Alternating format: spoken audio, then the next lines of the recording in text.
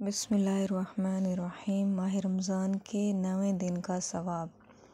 رسول خدا نے فرمایا، خداوند عالم 9ویں دن تم کو 1000 علماء، اعتکاف میں رہنے والے اور 1000 فوجیوں کا اجر و ثواب دے گا۔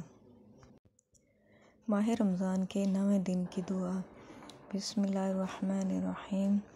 اللہم اجعل لی فیہ نصیبا من رحمتک الواسعۃ واہدنی فیہ لبراہینک الساطعۃ وخذ بناصیتی الی مرضاتک الجامعۃ بمحبتک یا عمل المشتاقین۔